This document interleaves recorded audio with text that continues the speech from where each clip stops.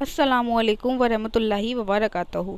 सलातो तस्वीह की नमाज इतनी ज़्यादा इम्पोर्टेंट है, इसको आप हर जुमे को पढ़ें। हर जुमे को ना पढ़ सकें तो महीने में एक बार पढ़ें, महीने में एक बार ना पढ़ सकें तो साल में एक बार पढ़ें।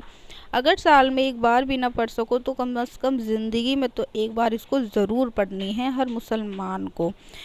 इस नमाज की बहुत सी जगह फजीलत हदीसों में आई है। तो अल्लाह ताला तुम्हारे सब गुनाह पहले और पिछले, पुराने और नए, गलती से किए हुए और जानकर किए हुए, छोटे और बड़े छिपकर किए हुए और ज़ाहिर किए हुए सब माफ़ कर देगा।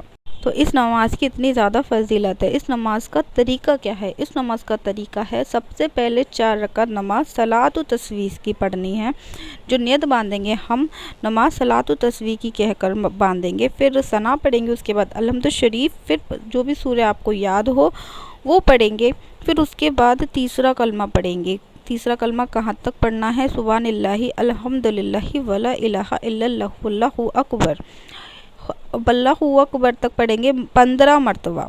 सिर्फ यहाँ पर हमें ये 15 मरतबा पढ़ना है। फिर रुकू करो और रुकू में इन कालिमात को 10 मरतबा पढ़ना है। फिर रुकू से खड़े होकर फिर 10 मरतबा पढ़ना है। फिर सजदे में जाकर फिर 10 मरतबा पढ़ना है। फिर सजदे से उठकर जब दोनों सजदों में के दरमियान बैठकर 10 मरतबा पढ़ना है। फिर दूसरा सजदा करो, फिर 10 मरतबा पढ़ो, फिर सजदे से उठकर बैठ जाओ, फिर 10 मरतबा पढ़ो। इसी तरह जो आपका कलीमा है वो आपका एक रकात में 75 मरतबा हो जाएगा। ऐसे करके आपकी 4 रकात में आपको 300 मरतबा ये कलीमा पढ़ना है। आप हर रकात में 75 बार 75 टाइम्स आप पढ़ोगे तो आपका 300 टाइम कलमा हो जाएगा। सल्लल्लाहु अलैहि वसल्लम ने फरमाया कि अगर हो सके तो हर दिन एक बार पढ़ लिया करो। कहो ये ना करो तो जुम्मे में यानी एक हफ्ते में एक बार पढ़ लिया करो।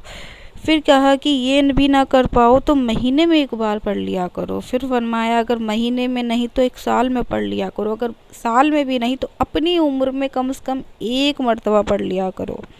तो इस नमाज की इतनी ज़्यादा फजीलत है, अगर ज़िंदगी में हर एक मुसलमान को कम से कम एक मरतबा तो ज़रूर पढ़नी है। पर हो सके तो ये जो नमाज है, इस नमाज को आप जो शब कद्र आने वाली है, लैलतुल कद्र की रात आने वाली है, इस नमाज को आप वहाँ पढ़िएगा तो बहुत ज़्यादा दुरुस्त है।